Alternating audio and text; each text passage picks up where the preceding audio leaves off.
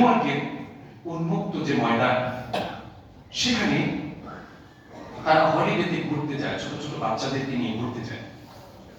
তো আমি বহুদিন আগের কথা, এটা আমি অনেক আগে পত্রিকায় এই জিনিসটি পড়েছি। তো সেখানে আপনার তারা প্রত্যেকেই সন্তানকে যতটা আদর করে, তাদের এলসেশিয়ানকে তারা এর চেয়ে বেশি আদর করে। এলসেশিয়ান বলছেন তো, বিভিন্ন প্রজাতির কুত্তা আছে।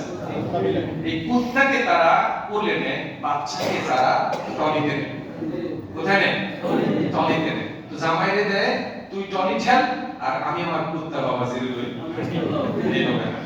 এটা একটা কালচার হয়ে গেছে। কুকুরের পিছে তারা যেই টাকা খরচ করে, এটা আমাদের সন্তানদের পিছু আমরা খরচ করি না। তো এরকম একটা কুকুর, অনেক সময় কুকুরগুলো পাগল হয়ে যায়। সবাই তো মাথা নষ্ট হয় নাকি?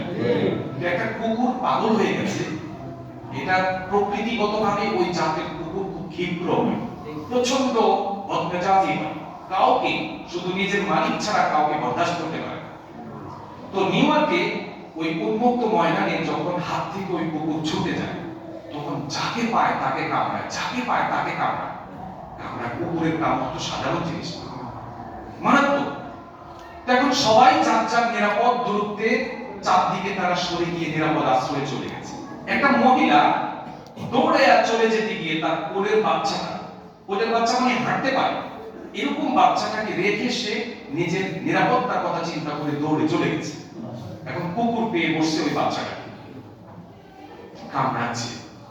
চারিদিকে মানবাধিকার কর্মীরা তামাশা দেখে আর ছবি তোলে, ছবি তোলে।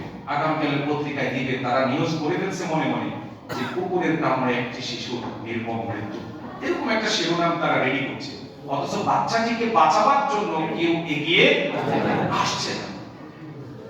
তো যুক্তরাষ্ট্রে এক মাইগ্রেন্ট ফিলিস্তিনি এক লোক, যুবক, সে চিন্তা করলো, এই হাজার হাজার মানুষের সামনে আমরা স্টেডিয়ামের মতো দেখছি কুকুর কিভাবে বাচ্চাকে কামড়ে হত্যা করে, মানুষ হিসাবে এটা তো আমরা বরদাস্ত করতে পারি না। ওই ফিলিস্তিনি যুবক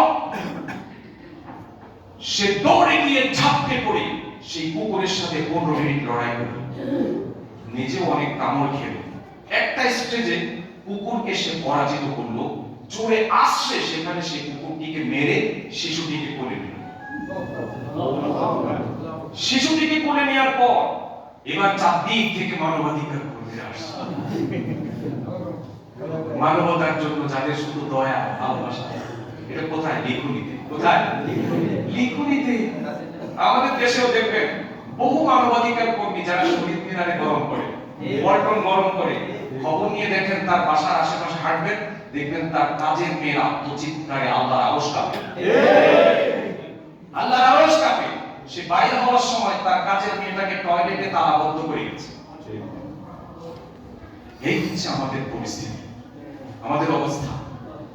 দেখবেন সুন্দর সুন্দর মুক্তিযুদ্ধের চেতনা বিক্রি করে জীবন ব্যবসায় সফল, কিন্তু নিজের মেয়ে, মেয়ের জামাই, ছেলে, ছেলের বউ, ভাগ্নি, ভাগ্নি জামাই, পরিবারের প্রায় সকল সদস্য বিদেশি নাগরিক, পরিবারের সবাই বিদেশি পাসপোর্টধারী, কিন্তু তাদের কাছ থেকেই শুনতে হয়েছে দেশপ্রেমের সেই সুন্দর সাহিত্য। আমরা ছিলাম কিছুই না, আমরা তো দেশের শত্রু, কিন্তু যাদের বিদেশি পাসপোর্ট ওয়ালা এরা ছিল সবচেয়ে দেশপ্রেমী। আমরা দেখছি না এটা? তো মানবাধিকার কর্মীরা এবার আসছে, সংবাদ ইয়েলো জার্নালিস্ট যারা, তারা দৌড়ে আসছে, যুবককে বাহবা দিচ্ছে। আগামীকালকে নিউ ইয়র্কের সব কয়টা মেইন স্ট্রিম মিডিয়াতে শিরোনাম হবে এই যুবক। সবাই ছবি টবি তুলতেছে, সব তুলতেছে। একজন বলতেছে, আচ্ছা ছবি টবি তো তুলতেছে, আপনার পরিচয় তো লিখতে হবে, এমন মহৎ কর্মের জন্য তো আপনার পরিচয় না। আপনি কিভাবে এই সাহস করলেন? আমরা কেউ পারলাম না, বাচ্চার বাবা পারলো না রিস্ক নিতে, মা পারলো না রিস্ক নিতে, স্বজন শুভাকাঙ্ক্ষীরা পারলো না, সাংবাদিকরা পারলো না, মানবাধিকার কর্মীরা পারলো না। তো আপনি কেন, কিভাবে, কোত্থেকে এই সাহস পেলেন? আপনি নিজেও তো কামড় খেয়ে মরতে পারতেন। যুবক বলছে, আমাদের কলিজার মধ্যে একমাত্র আল্লাহ ছাড়া কারো কোনো ভয় নাই।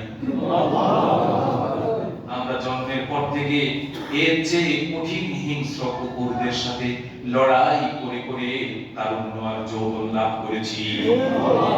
আমার বাড়ি ফিলিস্তিন, আমি জন্ম নিয়েছি এর চেয়ে ভয়ঙ্কর কুকুরদের মাঝে। যেই কুকুর কামড়ায়া আমার বাবাকে শহীদ করেছে, মাকে শহীদ করেছে, সহোদর ভাই বোনগুলোকে কেড়ে নিয়েছে, এর চেয়ে জঘন্য কুকুরের সাথে লড়াই করে আমরা অভ্যস্ত। সুতরাং এই কুকুর আমার কাছে কোনো ঘটনাই না। আমার দৃষ্টিতে যখন এই দৃশ্য যখনই পড়লো, আমি ন্যানো সেকেন্ড দেরি করি নাই, আমি ঝাঁপিয়ে পড়েছি এর জন্য। কারণ এই কুকুর আমার কাছে অতটা ভয়ঙ্কর নয় পৃথিবীর অবৈধ রাষ্ট্রের ইসরায়েলি শহীদরা যত ভয়ঙ্কর। মুহূর্তে সব জার্নালিস্টদের মুখ কালো হয়ে গেছে। কি হয়ে গেছে? কালো হয়ে গেছে। যে উৎসাহ, যে উদ্দীপনা নিয়ে এই যুবককে হিরো বানানোর চিন্তা তারা করেছিল, পরের দিন সব মিডিয়াতে আসলো, আহারে মুসলিম টেররিস্টদের আক্রমণ থেকে রক্ষা পেল না নিউ ইয়র্কের অসহায় একটা কুকুর। কথা বলছেন? পত্রিকা কি শিরোনাম করছে? মুসলিম সন্ত্রাসীর আক্রমণ থেকে শেষ পর্যন্ত নিউ ইয়র্কের একটা অবুঝ প্রাণী কুকুর শেষ রক্ষা হলো না। বুঝছেন? বুঝতে পেরেছেন তো? This is for the yellow journalism. এটার নাম হলুদ সাংবাদিকতা। আর সেখান থেকেই এভাবেই তৈরি হয়েছে ইসলামোফোবিয়া, এভাবেই মুসলমানরা পরিচিতি পেয়েছে সন্ত্রাসী হিসেবে। করেছে কি? আর জাতি শুনলো কি? এই কুকুরটাকে কত মানুষের কামড়ায় হাসপাতাল পাঠাইছে, একটা বাচ্চার প্রাণ নিতে গেছে, ওইখানে উপস্থিত লোকজন ছাড়া বাকিরা তো আর কেউ জানে না। তারা ধিক্কার দিয়েছে, এই সেই মুসলিম একটা কুত্তা মেরে ফেলেছে। কথা তো সত্য নাকি? শুধু ঘুরে গেছে। কি ঘুরে গেছে? ঘুরে গেছে।